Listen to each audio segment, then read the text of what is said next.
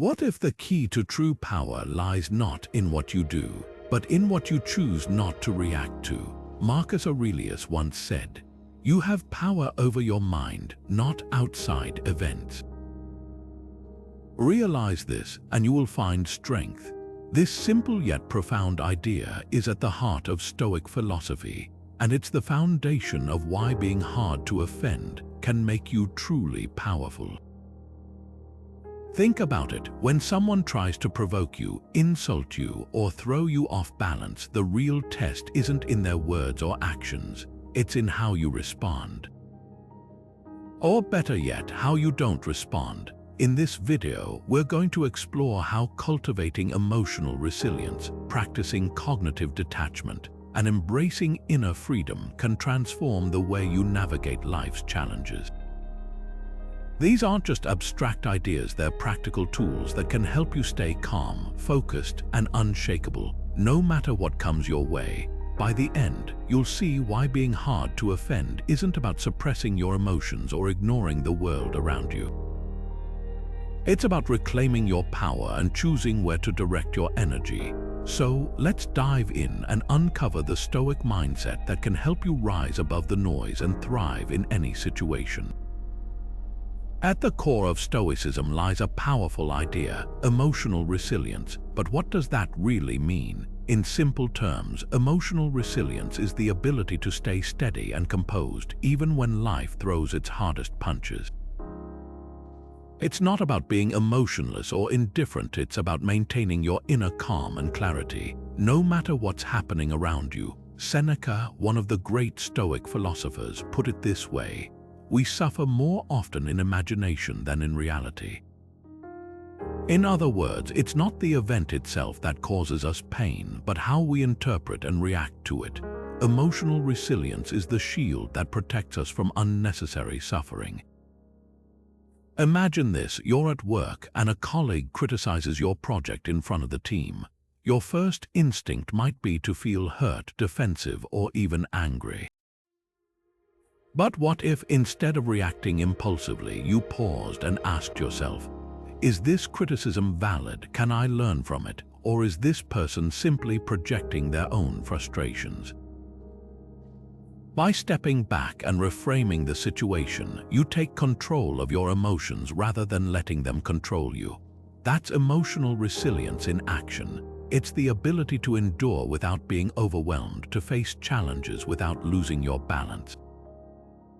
Now think about a recent moment when you felt offended or upset. Maybe it was a harsh comment, a social media post, or even a misunderstanding with a friend. How did you respond? Did you react immediately, or did you take a moment to process your emotions? The truth is, we all face situations that test our patience and composure. But here's the key: every time you choose to respond with resilience instead of reactivity, you strengthen your ability to stay grounded. You reclaim your power. Emotional resilience isn't just a Stoic virtue. It's a skill that can be cultivated over time. It starts with recognizing that you have a choice in how you respond to life's challenges. And when you choose resilience, you're not just surviving, you're thriving. You're building a mindset that allows you to navigate difficulties with grace and confidence. So the next time you feel the sting of offense, remember, the power to remain unshaken is already within you. It's just a matter of tapping into it. Now let's talk about cognitive detachment, what I like to call the Stoic shield. This is the ability to separate what's happening around you from how you choose to respond internally. Epictetus, one of Stoicism's most influential teachers, put it perfectly. It's not what happens to you, but how you react to it that matters. In other words, you can't always control external events, but you can control your thoughts, your emotions, and your actions. That's where true power lies. Think of cognitive detachment as a mental filter. It allows you to observe situations without immediately being swept up by them. For example, imagine someone cuts you off in traffic. Your first instinct might be frustration or anger. But with cognitive detachment, you can pause and ask yourself, does this person's action really deserve my energy? Or can I let it go and move on? By creating that mental distance, you prevent external chaos from dictating your inner peace. History gives us a powerful example of this in action. Marcus Aurelius, the Roman emperor and Stoic philosopher, faced countless betrayals and challenges during his reign.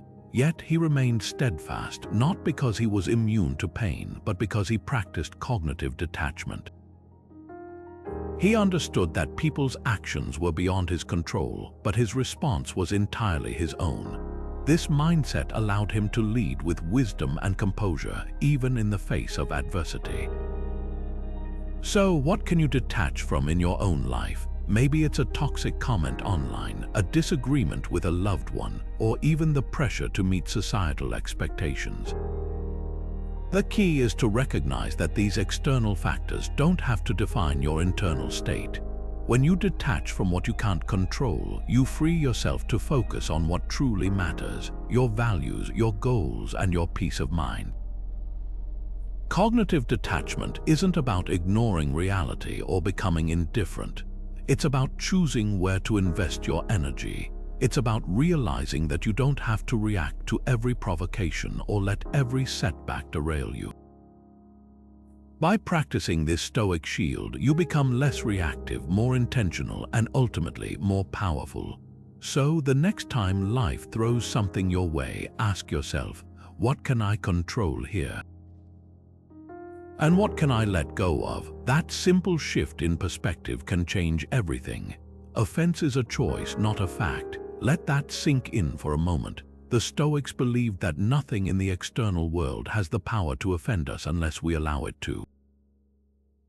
Marcus Aurelius once wrote, "If you are distressed by anything external, the pain is not due to the thing itself, but to your estimate of it, and this you have the power to revoke at any moment." In other words, offense doesn't exist in the action or the words themselves. It exists in how we interpret them, and that interpretation, it's entirely within our control. Take social media, for example. How many times have you scrolled through your feed only to stumble across a comment or post that felt like a personal attack? Maybe it was a snarky remark about something you care about, or a passive-aggressive jab that seemed directed at you. In that moment, it's easy to feel offended, to let that comment take up space in your mind. But here's the thing, that offense isn't coming from the comment itself, it's coming from your reaction to it. You're the one assigning meaning to those words, and that meaning is what creates the sting. Now let's flip the script. What if, instead of taking offense, you paused and asked yourself, why does this bother me? Is this person's opinion really worth my energy? Or am I giving it more weight than it deserves? When you start to question your own reactions, you begin to see that offense is often self-inflicted. It's not the comment that hurts, it's the story you tell yourself about it. And that story, you have the power to rewrite it. This doesn't mean you have to ignore criticism or pretend it doesn't exist. Stoicism isn't about burying your head in the sand.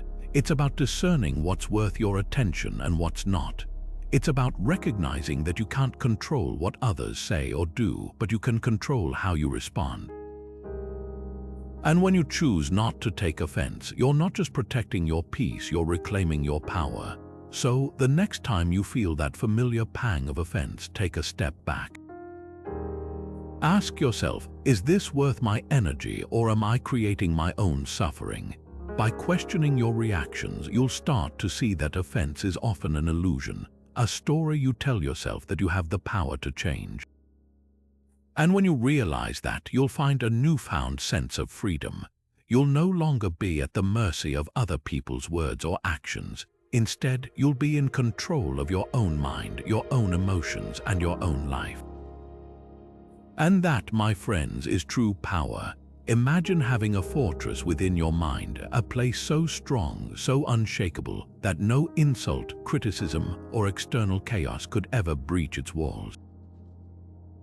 This is what the Stoics called the inner citadel, a mental stronghold where your true power resides. Seneca described it beautifully when he said, "The soul that is untroubled and tranquil is like a citadel." No place is more secure, no refuge more peaceful. This inner citadel isn't just a metaphor, it's a mindset, a way of building emotional and mental resilience that makes you impervious to the noise of the outside world. So how do you build this inner citadel? It starts with understanding that your mind is your sanctuary.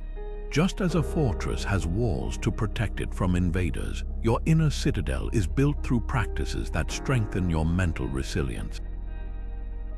One of the most effective tools for this is journaling. By reflecting on your thoughts, emotions, and reactions, you create a space to process and release what doesn't serve you.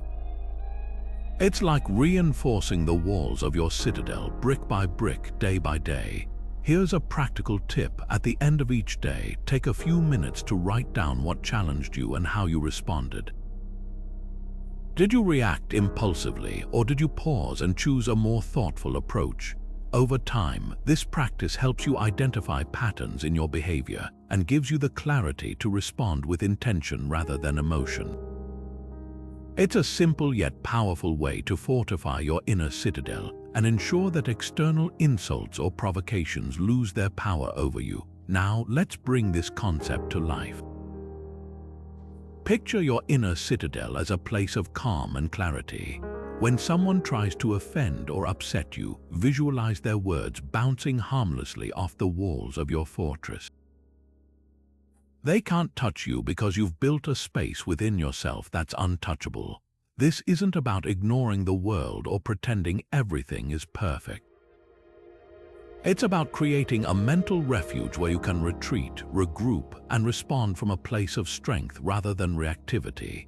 Think about it. When you're anchored in your inner citadel, external events lose their ability to shake you. Criticism becomes feedback, insults become noise, and challenges become opportunities for growth. You're no longer at the mercy of other people's opinions or actions because you've cultivated a space within yourself that's unassailable. And the best part, this citadel isn't something you're born with, it's something you build one thought, one choice, one moment at a time. So take a moment to visualize your own inner citadel. What does it look like? How does it feel to stand within its walls, knowing that nothing outside can disturb your peace? The more you practice this visualization, the stronger your mental fortress becomes. And as it grows, you'll find that the things that once offended or upset you no longer hold the same power. You'll stand tall, unshaken, and free, because true strength doesn't come from the outside. It comes from within. Let's talk about perspective, the lens through which we see the world. Stoicism teaches us that how we view a situation is often more important than the situation itself. Epictetus, the Stoic philosopher, once said, "It's not what happens to you, but how you take it." In other words, the way you interpret an event determines its impact on you. This idea is especially powerful when it comes to handling offense. By shifting your perspective, you can transform what feels like an attack into an opportunity for growth. Here's how it works. Imagine someone insults you. At first glance, it might feel like a personal blow, something designed to hurt or belittle you. But what if, instead of taking it at face value, you reframed it? What if you saw it as a chance to practice humility, patience, or even compassion? Suddenly, that insult isn't just an insult, it's a test of your character, a moment to rise above and show what you're made of. This shift in perspective doesn't just neutralize the offense, it turns it into a tool for self-improvement. Take a moment to think about a recent situation where you felt offended. Maybe it was a harsh comment, a dismissive gesture, or even a perceived slight. Now ask yourself, how could you reframe that experience? Could it be an opportunity to practice forgiveness? A reminder to not take yourself too seriously, or even a chance to reflect on why it bothered you in the first place. When you start to see challenges as opportunities, you take back control. You're no longer a victim of circumstance, you're an active participant in your own growth. This isn't just theoretical, it's practical. Consider the story of Nelson Mandela, who spent 27 years in prison. Instead of seeing his imprisonment as a defeat, he reframed it as a time to reflect, plan, and prepare for a future where he could lead his country toward reconciliation. His perspective didn't just help him survive, it allowed him to thrive and inspire millions. While most of us won't face challenges on that scale, the principle remains the same. How you see a situation determines how you respond to it. So the next time you feel offended, pause and ask yourself, what's the lesson here? How can I use this moment to grow? By shifting your perspective, you're not just avoiding unnecessary pain, you're building resilience, wisdom, and strength. And that's the real power of Stoicism. It teaches us to see the world not as it is, but as it could be, a place where every challenge is an opportunity and every offense is a chance to rise above. Now let's talk about Stoic Presence, the art of staying grounded in the here and now. Marcus Aurelius once wrote, "Concentrate every minute like a Roman, on doing what's in front of you with precise and genuine seriousness, tenderly, willingly, with justice. And on freeing yourself from all other distractions." This idea of presence isn't just about being physically in a place, it's about being fully engaged in the moment, mentally and emotionally. When you're present, you're less likely to be swept away by emotional reactions, especially when faced with insults or provocations. Think about it. How often do we let our minds wander into the past, replaying old grievances, or into the future, imagining worst-case scenarios? These mental detours can amplify our emotions, making us more reactive and less in control. But when you anchor yourself in the present moment, you create a buffer between what's happening and how you respond. It's like hitting the pause button on your emotions, giving yourself the space to choose your next move wisely. Here's a simple mindfulness exercise to help you practice Stoic Presence. The next time you feel offended or upset, take a moment to focus on your breath. Close your eyes if you can and notice the sensation of air entering and leaving your body. Feel the rise and fall of your chest. This simple act of grounding yourself in your breath can help you detach from the emotional charge of the moment. It's not about ignoring the situation, it's about creating a mental space where you can respond with clarity rather than react with impulse. Let's put this into context. Imagine you're in a heated conversation and someone says something that feels like a personal attack. Instead of immediately firing back or letting your emotions take over, you pause. You take a deep breath and bring your attention to the present moment. In that space, you might realize that the other person's words aren't about you. They're a reflection of their own struggles or frustrations. By staying present, you're able to respond with understanding rather than anger, with calm rather than chaos. This practice isn't just theoretical, it's a skill you can develop over time. The more you train yourself to stay present, the easier it becomes to navigate difficult situations without losing your composure. And the beauty of it is that you don't need any special tools or conditions, just your breath and your willingness to be here now. So the next time you feel the sting of offense, try this. Pause, take a deep breath, and bring your attention to the present moment. Notice what's happening around you and within you without judgment. By doing this, you're not just avoiding an emotional reaction, you're reclaiming your power to respond with intention and grace. And that, my friends, is the art of Stoic Presence. What if the key to freedom wasn't in fighting for approval, but in letting go of the need for it altogether? This is the heart of the Stoic concept of indifference, not in the sense of not caring, but in choosing what truly deserves your attention. Epictetus, the Stoic philosopher, put it this way: if you wish to improve, be content to appear clueless or stupid in extraneous matters. In other words, stop worrying about what others think of you. Their judgments, their opinions, their gossip, none of it has to define you unless you let it. This is the freedom of indifference, and it's one of the most liberating tools Stoicism offers. Think about it. How much of your energy is spent trying to prove yourself, to defend your choices, or to win the approval of others? Now, imagine what it would feel like to let all of that go. To no longer feel the need to explain, justify, or seek validation. That's the power of indifference. It's not about being cold or uncaring. It's about recognizing that some things simply don't deserve your emotional investment.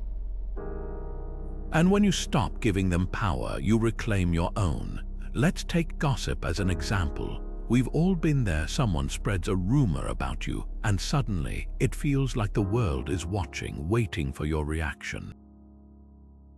Your instinct might be to defend yourself, to set the record straight, or even to confront the person spreading the gossip. But here's the thing: the more you engage, the more energy you give to something that doesn't truly matter.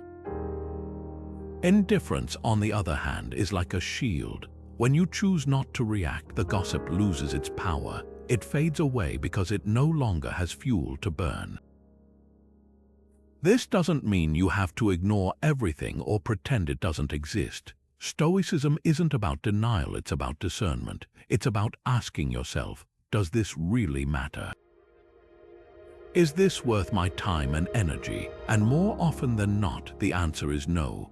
The opinions of others, the judgments, the petty criticisms, they're all external. They don't define you unless you allow them to. And when you choose indifference, you're not just protecting your peace, you're asserting your independence.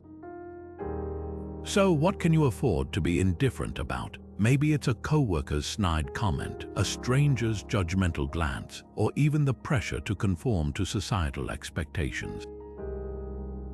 Take a moment to reflect. What's one thing you've been giving too much energy to that doesn't truly serve you? When you identify it, you'll start to see how much lighter life feels when you let go of the need to control what others think. Indifference isn't about apathy, it's about freedom. It's about choosing where to direct your energy and refusing to let external judgments dictate your worth. When you embrace this mindset, you'll find that the opinions of others lose their grip on you. You'll stand taller, move freer, and live more authentically. Because true freedom isn't in winning approval, it's in realizing you never needed it in the first place. Let's shift our focus to something that might surprise you: insults. Yes, those biting words or snide remarks that can feel like a punch to the gut. But what if I told you that insults, as painful as they may seem, can actually be opportunities for growth? Seneca, the Stoic philosopher, once said, "The wise man is neither raised up by prosperity nor cast down by adversity, for he has always endeavored to rely chiefly upon himself and to derive all joy from himself." In other words, even criticism or ridicule can be a teacher if we're willing to listen. The Stoics didn't see insults as personal attacks. They saw them as tests of character, moments to practice patience, humility, and self-awareness. Think about it this way: when someone insults you, they're revealing more about themselves than about you. Their words are a reflection of their own insecurities, frustrations, or biases. But here's the twist: your reaction to those words reveals something about you. Do you lash out in anger? Do you shrink in self-doubt? Or do you pause, reflect, and ask yourself, what can I learn from this? That's the Stoic approach. It's not about ignoring the insult or pretending it doesn't hurt. It's about using it as a mirror to examine your own values, your own resilience, and your own growth. Take the example of Cato the Younger, a Roman statesman and Stoic philosopher. Cato was known for his unwavering principles, but he was also a frequent target of public ridicule.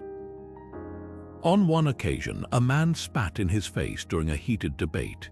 Instead of retaliating or showing anger, Cato calmly wiped his face and said, "I will swear to anyone that people are wrong when they say you cannot use both your mouth and your hands at the same time." His response wasn't just witty, it was a masterclass in Stoic composure. By refusing to take the insult personally, Cotto demonstrated that the power to define the situation lay entirely with him.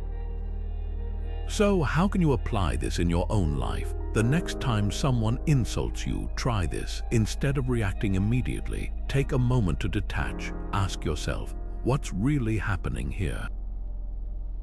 Is this person trying to provoke me, or is there something I can learn from their words? Sometimes the answer might be that the insult is baseless and not worth your energy.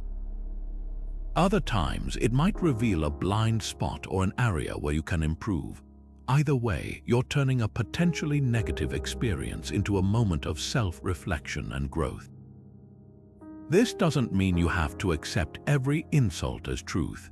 Stoicism isn't about self-deprecation or letting others walk all over you. It's about discernment, knowing when to let go and when to learn. By approaching insults with curiosity rather than defensiveness, you're not just protecting your peace, you're building a stronger, more resilient version of yourself. So the next time someone throws an insult your way, remember, it's not about them, it's about how you choose to respond, and in that choice lies your power.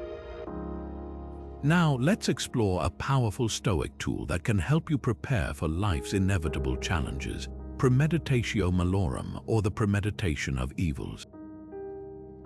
Seneca, the Stoic philosopher, once said, "What is quite unlooked for is more crushing in its effect, and unexpectedness adds to the weight of a disaster." In other words, when we anticipate difficulties, we're better equipped to handle them. This practice isn't about dwelling on negativity. It's about building mental resilience by preparing for the worst while hoping for the best. So, how does this apply to handling insults or offenses? Imagine you're about to walk into a meeting where you know a colleague might criticize your work. Instead of dreading the moment or hoping it won't happen, you mentally rehearse how you'll respond. You visualize the criticism, acknowledge the sting it might cause, and then decide how you'll react calmly and constructively. By doing this, you're not caught off guard. You've already prepared your mind to handle the situation with grace, and that preparation makes all the difference. Here's a practical exercise to try. Take a moment to think about a situation where you might face criticism or an insult. Maybe it's a family gathering, a social event, or even an online interaction. Now close your eyes and imagine the worst-case scenario. What's the harshest thing someone could say? How would it feel in the moment? And most importantly, how would you respond? Would you stay calm? Would you choose not to engage? By mentally rehearsing this scenario, you're not just preparing for the possibility, you're training your mind to remain steady no matter what happens. This practice might sound counterintuitive. After all, why would you want to think about negative outcomes? But here's the key. When you anticipate challenges, you take away their power to surprise and overwhelm you. It's like having a mental playbook for life's curveballs. You're not caught off guard because you've already considered how you'll respond. And when you respond with intention rather than emotion, you maintain control over the situation and over yourself. Think about how this could apply to your own life. Are there situations where you often feel offended or caught off guard? How might Premeditatio Malorum help you navigate those moments with more confidence and composure? By practicing this Stoic exercise, you're not just preparing for insults, you're building a mindset that can handle any challenge with resilience and clarity. And that's the true power of Premeditatio Malorum. It turns potential setbacks into opportunities for growth, one mental rehearsal at a time. There's a quiet strength in silence, a power that often goes unnoticed but can be one of the most effective tools in your Stoic arsenal. Marcus Aurelius once wrote, "The best revenge is to be unlike him who performed the injury." In other words, when someone tries to provoke you, the most powerful response isn't to fight back or defend yourself, it's to remain silent. Silence isn't passive, it's a deliberate choice to rise above the noise and preserve your inner peace. It's a way of saying, "This doesn't deserve my energy," without uttering a single word. Think about it. When someone throws an insult or tries to bait you into an argument, what are they really looking for? Often, they're seeking a reaction, a sign that they've gotten under your skin. But when you respond with silence, you take away their power. You refuse to play their game, and in doing so, you disarm them completely. Silence becomes a shield, protecting you from unnecessary conflict and allowing you to stay grounded in your values. Here's a practical example. Imagine you're in a heated discussion and the other person starts making personal attacks. Instead of firing back or trying to prove your point, you simply stop talking. You let their words hang in the air unanswered. In that moment, something remarkable happens. The tension dissipates. The aggressor, expecting a fight, is left with nothing to push against. And you remain calm, composed, and in control. That's the power of silence. It's not about winning the argument. It's about preserving your peace. But silence isn't just a tool for disarming others. It's also a way to protect your own mind. When you choose not to engage, you're giving yourself the space to process your emotions and respond with intention rather than impulse. You're creating a buffer between what's happening around you and how you choose to react. And in that space, you'll often find clarity, a moment to ask yourself, is this worth my energy? Or can I let it go? So, when might silence be your best response? Maybe it's when someone's trying to provoke you online, or when a colleague's criticism feels more like an attack than constructive feedback. It could even be in a moment of self-doubt when your inner critic is louder than your confidence. In those moments, silence isn't weakness, it's strength. It's a reminder that you don't have to react to every provocation or let every comment dictate your mood. You have the power to choose where to direct your energy, and sometimes the most powerful choice is to say nothing at all. The next time you feel the urge to respond in anger or frustration, try this. Pause, take a deep breath, and let silence do the talking. You might be surprised at how much power it gives you, not just over the situation, but over yourself. Because true strength isn't in how loudly you can argue, it's in how calmly you can choose not to. Let's talk about humility, not as a weakness, but as a superpower. In the Stoic tradition, humility is one of the most underrated virtues, and it's the ultimate antidote to ego.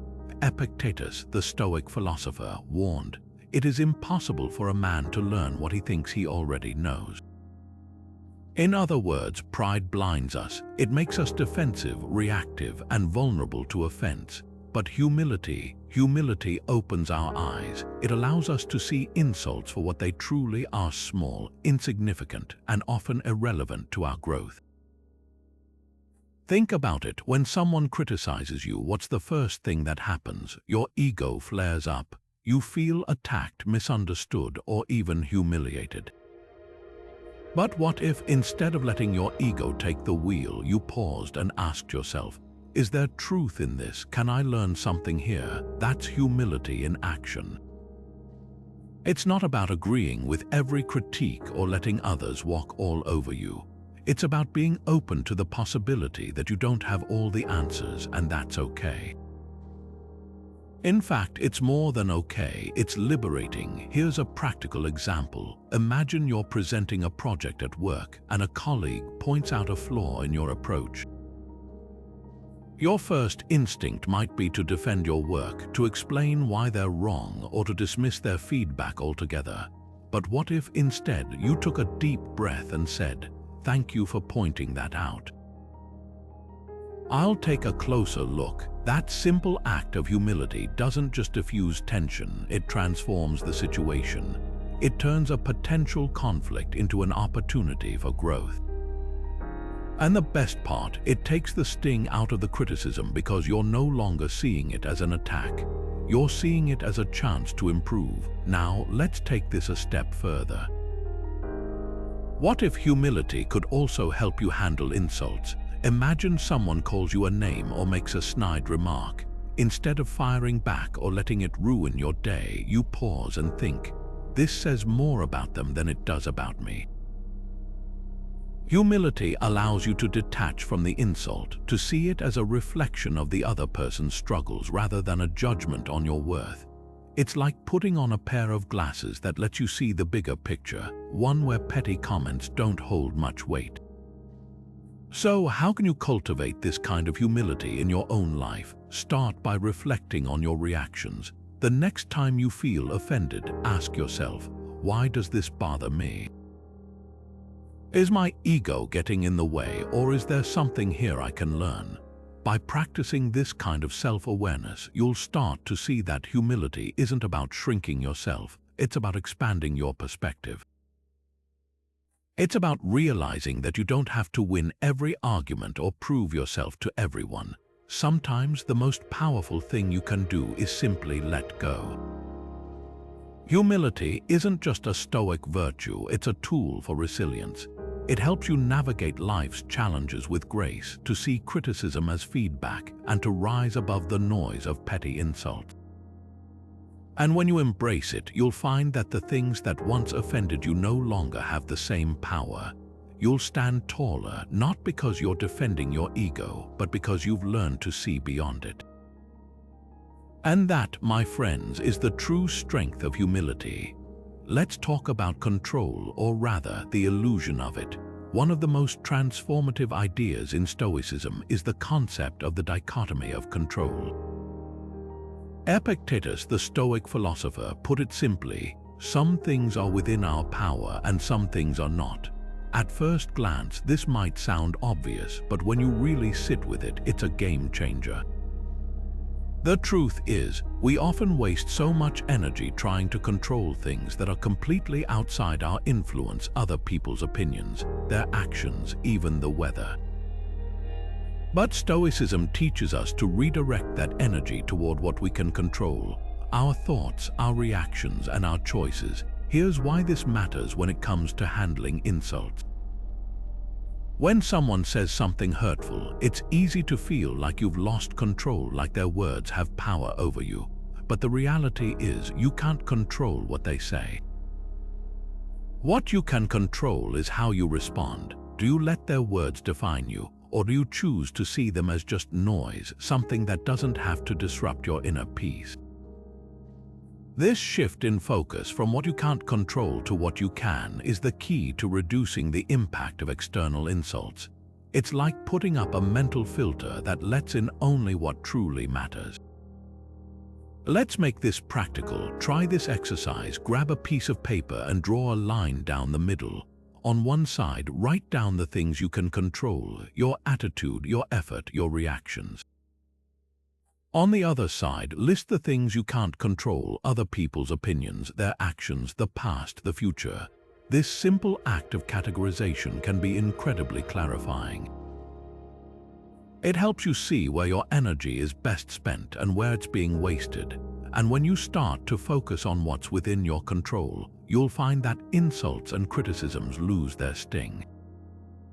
They're no longer threats, they're just part of the noise. Now, think about how this applies to your daily life. Maybe it's a rude comment from a stranger, a snide remark from a coworker, or even a passive-aggressive text from a friend. Instead of letting it consume you, ask yourself, is this within my control? If the answer is no, let it go. If the answer is yes, if it's about how you choose to respond, then take a moment to decide what kind of person you want to be in that moment. Do you want to react with anger, or do you want to respond with calm and clarity? The choice is yours, and that's where your power lies. This mindset doesn't just protect you from offense, it empowers you. It reminds you that you're not at the mercy of other people's words or actions. You're in charge of your own mind, your own emotions, and your own life. And when you embrace that, you'll find a newfound sense of freedom. You'll no longer feel the need to control the uncontrollable. Instead, you'll focus on what truly matters: your own growth, your own peace, and your own path forward. That's the power of the Stoic dichotomy of control. It's not just a philosophy, it's a way of living. What if the opinions of others didn't hold the power to define you? The Stoics believed that true worth comes from within, not from the fleeting judgments of the outside world. Marcus Aurelius, the Roman emperor and Stoic philosopher, once wrote, "It never ceases to amaze me. We all love ourselves more than other people, but care more about their opinion than our own." This idea cuts to the heart of the Stoic view of reputation. It's not about what others think of you, but about the integrity of your own character. When you focus on cultivating inner virtue qualities like honesty, courage, and kindness, you become less vulnerable to the ups and downs of external validation. Think about it. How much time and energy do we spend worrying about how we're perceived? Whether it's the fear of being judged, the desire for approval, or the sting of criticism, these concerns can consume us if we let them. But the Stoics remind us that reputation is like the wind. It's always shifting, always changing, and ultimately beyond our control. What we can control is how we live, how we treat others, and how we respond to life's challenges.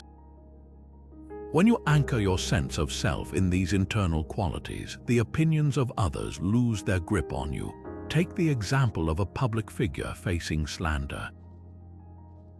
Imagine a leader who's been falsely accused of wrongdoing. Instead of lashing out or trying to defend their reputation at all costs, they choose to remain calm and focused on their principles. They know that the truth will eventually come to light, and they trust in their own integrity to guide them through the storm. This kind of grace under pressure isn't just admirable, it's deeply Stoic. It's a reminder that when you're grounded in your values, external criticism can't shake you. Now, let's bring this closer to home. Think about a time when you felt judged or misunderstood. Maybe it was a rumor at work, a harsh comment online, or even a disagreement with a friend. How did it affect you? Did it make you question your worth, or did you find a way to rise above it? The Stoic approach invites us to ask a different question. What truly matters about my reputation? Is it the number of likes, the approval of others, or the alignment between your actions and your values?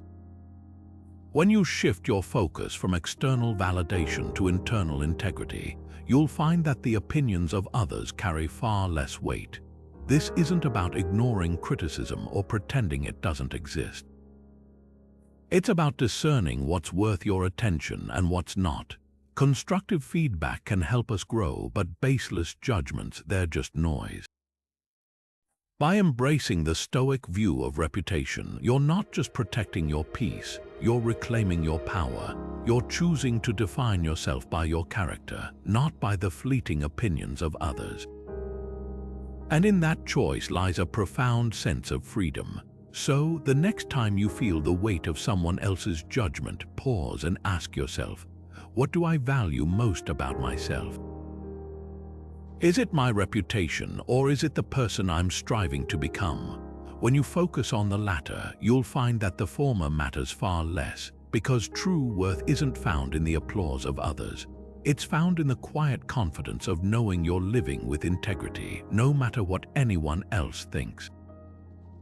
Let's turn our attention to one of the most transformative practices in Stoicism, self-reflection. Seneca, the great Stoic philosopher, once said, "Assess your own faults first before you blame others." This simple yet profound idea is the cornerstone of emotional growth. Self-reflection isn't about dwelling on your mistakes or beating yourself up. It's about cultivating self-awareness, understanding your triggers, and learning how to respond rather than react.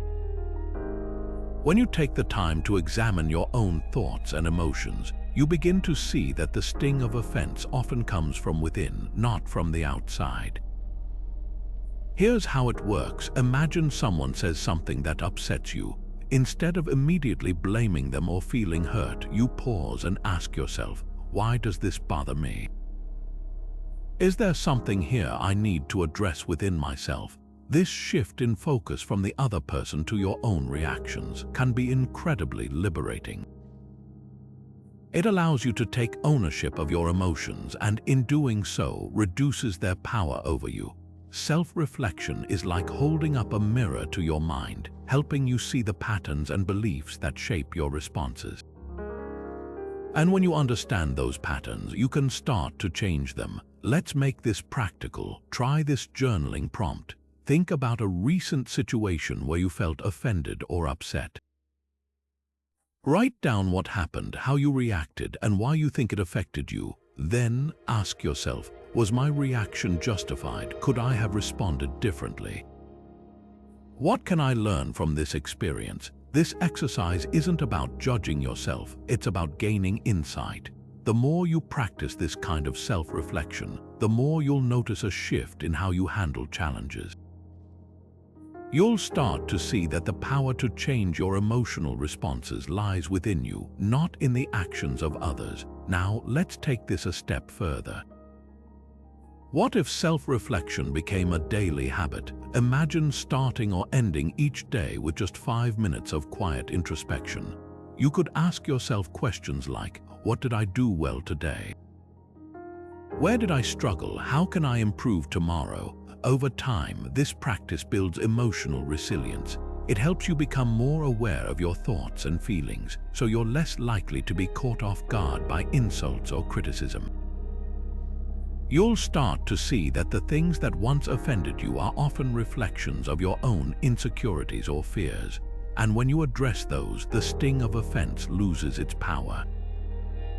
Self-reflection isn't just a Stoic tool, it's a pathway to inner freedom.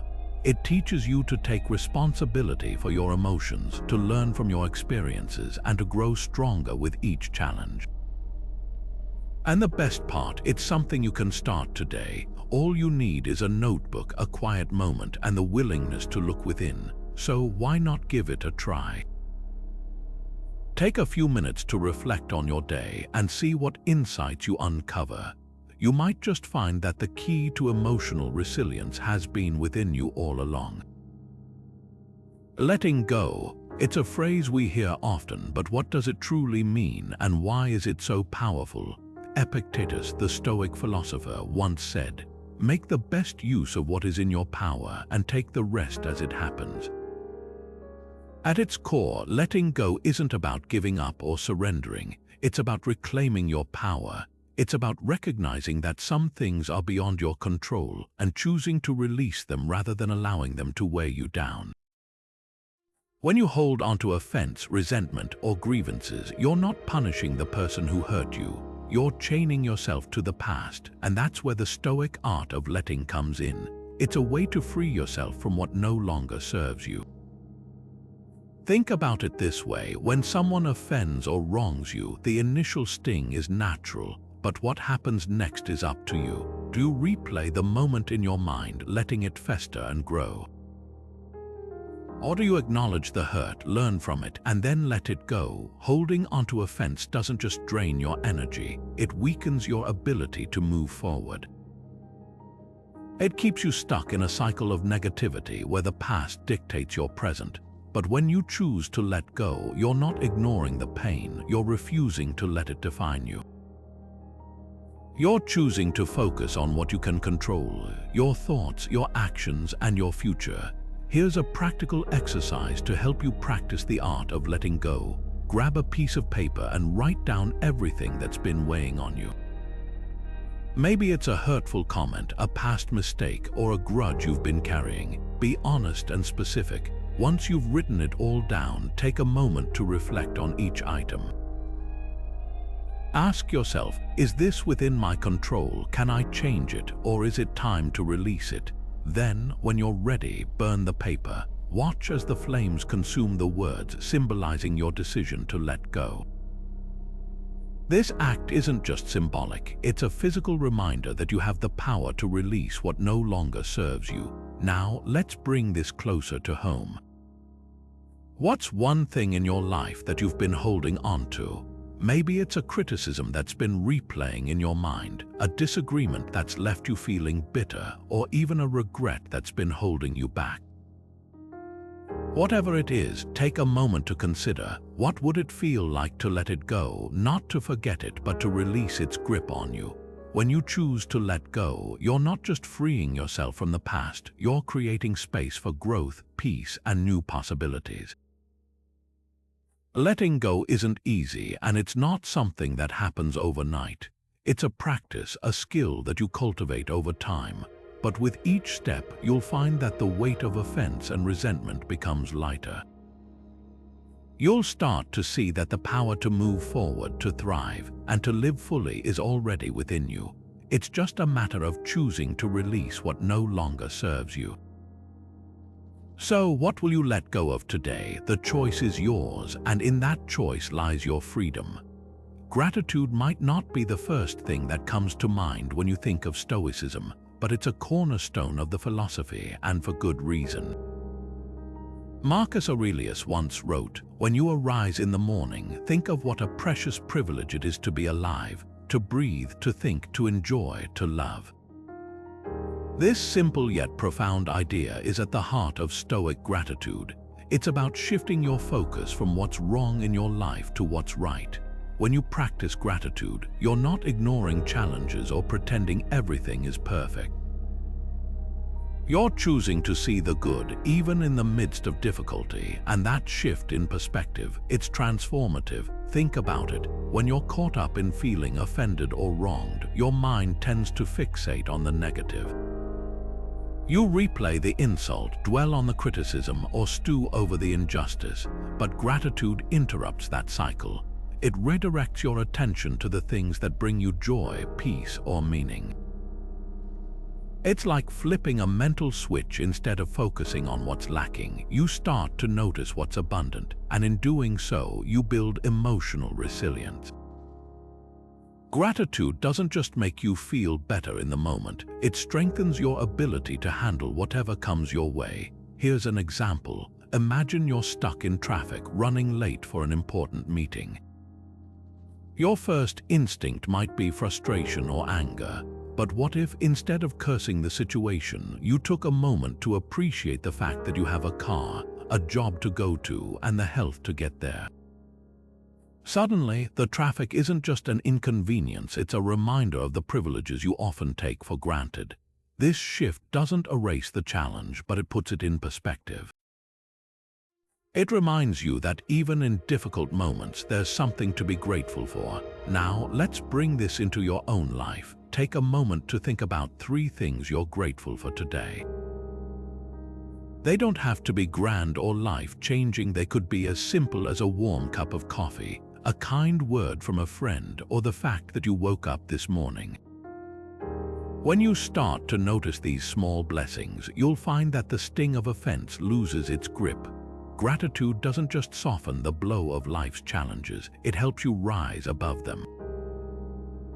This practice isn't just about feeling good, it's about building a mindset that sees opportunity in adversity. When you cultivate gratitude, you're not just appreciating what you have, you're training your mind to focus on what truly matters. And in doing so, you're reclaiming your power. You're no longer at the mercy of external events or other people's opinions. You're choosing to see the world through a lens of abundance, not scarcity. And that, my friends, is the true power of Stoic gratitude. So, what are you grateful for today? Take a moment to reflect and let that gratitude guide you forward. Anger. It's one of the most intense emotions we experience, and yet, according to the Stoics, it's also one of the most destructive. Seneca, the Stoic philosopher, put it bluntly: anger, if not restrained, is frequently more hurtful to us than the injury that provokes it. In other words, anger doesn't just harm others, it harms us. It clouds our judgment, fuels impulsive decisions, and leaves us vulnerable to offense. But here's the good news. Stoicism offers a powerful framework for managing anger, and in doing so, it helps us become harder to offend and more in control of our emotions. So, how does Stoicism view anger? At its core, anger is seen as a reaction to unmet expectations. When something doesn't go the way we want, when someone insults us, criticizes us, or acts in a way we find unfair, we feel a surge of frustration. But the Stoics remind us that anger isn't inevitable. It's a choice, and one that often does more harm than good. By learning to manage our anger, we not only protect our peace, but also strengthen our ability to navigate life's challenges with clarity and composure. Here's a practical tip to help you put this into action. The next time you feel anger rising, try counting to 10 before reacting. This simple pause gives your mind a chance to catch up with your emotions. It creates a space where you can ask yourself, is this worth my energy? Will reacting in anger solve the problem, or will it make things worse? That moment of reflection can be the difference between a heated argument and a calm, thoughtful response. It's not about suppressing your emotions, it's about choosing how to express them in a way that serves you, not the situation. Let's bring this to life with an example. Imagine you're in a meeting and a colleague dismisses your idea in front of the team. Your first instinct might be to lash out, to defend yourself, or to fire back with a sharp comment. But what if instead you took a deep breath and counted to 10? In that pause, you might realize that their reaction says more about them than it does about you. You might see that responding with calmness not only preserves your dignity but also gives you the upper hand. Anger might feel powerful in the moment, but calmness, that's true strength. Now think about how this applies to your own life. When was the last time you felt angry? What triggered it, and how did you respond? The Stoic approach invites us to see anger not as an enemy but as a teacher. It's a signal that something feels out of alignment, and it's an opportunity to practice self-control. By managing your anger, you're not just avoiding conflict, you're building emotional resilience. You're showing yourself and others that you can handle provocation with grace and poise. So the next time you feel that familiar heat of anger, remember, you have a choice. You can let it consume you, or you can pause, reflect, and respond with intention. When you choose calmness over anger, you're not just protecting your peace, you're reclaiming your power. And that, my friends, is the Stoic response to anger, not to eliminate it, but to master it one breath at a time. Courage, it's not just about facing physical danger or taking bold risks. In Stoicism, courage is a virtue that helps us confront life's emotional challenges with strength and dignity. Marcus Aurelius once wrote, "You have power over your mind, not outside events. Realize this and you will find strength." This idea is at the heart of Stoic courage. It's about standing firm in the face of adversity, not because the world is kind, but because you choose to remain unshaken. When someone tries to offend or provoke you, courage is what allows you to hold your ground without losing your composure. Think about it this way. Courage isn't the absence of fear or discomfort, it's the ability to act despite them. When someone hurls an insult or tries to belittle you, your instinct might be to shrink back or lash out. But Stoic courage invites you to do something different, to stand tall, to meet the moment with clarity, and to respond in a way that aligns with your values. It's not about winning the argument or proving a point. It's about showing up as the person you want to be, even when it's hard. Here's an example. Imagine you're in a meeting and a colleague dismisses your idea in a condescending tone. Your first reaction might be to feel small or to fire back with a sharp retort. But what if instead you took a deep breath and calmly restated your point? That's courage in action. It's not about being aggressive or passive, it's about asserting yourself with confidence and respect. By doing so, you're not just standing up for your idea, you're standing up for your self-worth. Now, let's bring this closer to home. Think about a time when you felt offended or undermined. How did you respond? Did you let the moment define you, or did you find a way to rise above it? The Stoic approach to courage isn't about pretending you're invincible, it's about recognizing that you have the strength to face whatever comes your way. It's about knowing that your worth isn't determined by someone else's words or actions. And when you embody that courage, you're not just protecting your peace, you're reclaiming your power. So, how can you cultivate this kind of courage in your own life? Start by reflecting on your values. What matters most to you? What kind of person do you want to be, even in difficult moments? When you anchor yourself in those principles, you'll find that insults and provocations lose their grip. You'll stand firm, not because you're trying to prove something, but because you know who you are. And that, my friends, is the true power of Stoic courage. It's not about fighting the world. It's about staying true to yourself, no matter what. Inner freedom, it's a concept that sounds lofty, but at its core, it's deeply practical. Epictetus, the Stoic philosopher, once said, "No man is free who is not master of himself." What does that mean? It means true liberty isn't about escaping the world or avoiding challenges. It's about mastering your reactions, your thoughts, and your emotions. When you're no longer at the mercy of external judgments or provocations, you've unlocked a kind of freedom that no one can take away. And being hard to offend, that's not just a sign of inner strength, it's the ultimate expression of this freedom. Think about it. When someone tries to provoke you, they're essentially handing you a key. They're giving you the opportunity to choose how you respond. If you react with anger or defensiveness, you're letting them control you. But if you remain calm, composed, and unshaken, you're asserting your independence. You're saying, your words don't define me, your actions don't dictate my peace. That's the essence of inner freedom. It's the ability to rise above the noise and stay grounded in your own values. Here's a practical exercise to help you cultivate this mindset. Take a moment to visualize yourself as completely free from external judgments. Picture yourself walking through a crowded room, surrounded by people who might criticize, judge, or misunderstand you. But instead of feeling weighed down by their opinions, you feel light, unburdened, and completely at ease. You're not ignoring them. You're simply choosing not to let their words or actions affect you. This visualization isn't just a mental exercise. It's a way to train your mind to see that your worth isn't tied to what others think. It's a reminder that you have the power to define yourself, no matter what's happening around you. Now, let's bring this into your daily life. The next time you feel the sting of criticism or the pressure to conform, pause and ask yourself, what would it feel like to be free from this? What would it look like to respond with calmness and confidence?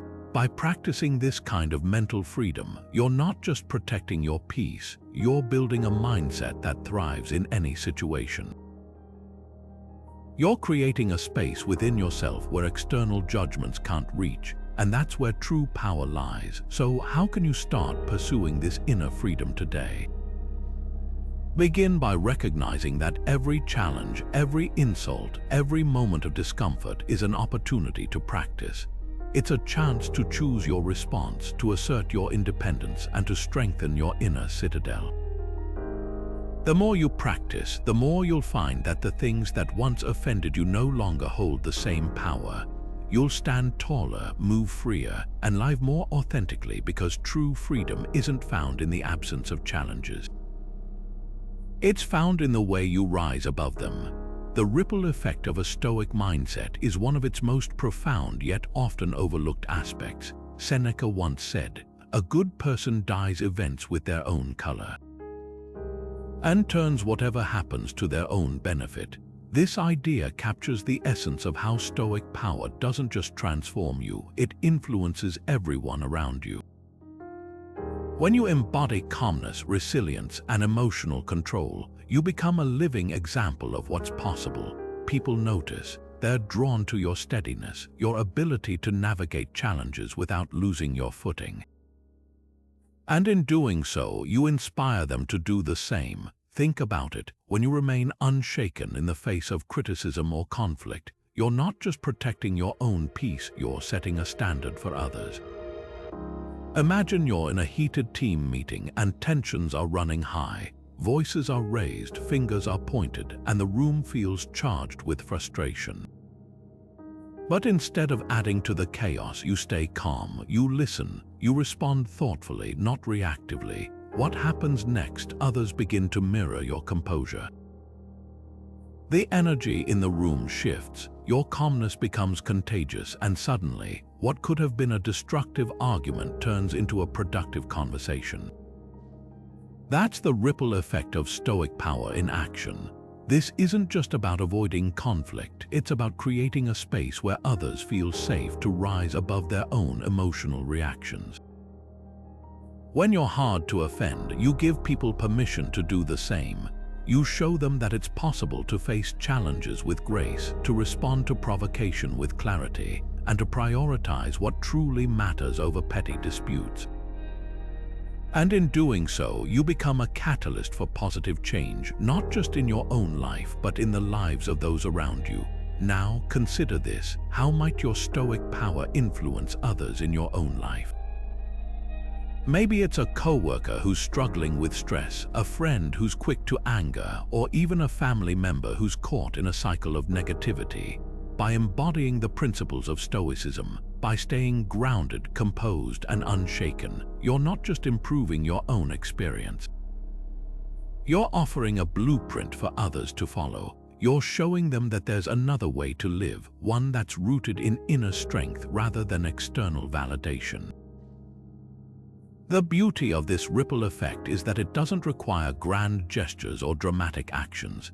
It's in the small, everyday moments, the way you handle criticism, the way you respond to provocation, the way you choose to let go of what doesn't serve you. These choices, when made consistently, create a wave of influence that extends far beyond yourself. So, the next time you're faced with a challenge, remember, your Stoic power isn't just for you. It's a gift you give to everyone around you, one calm, intentional response at a time. So, what have we learned about the Stoic art of being hard to offend?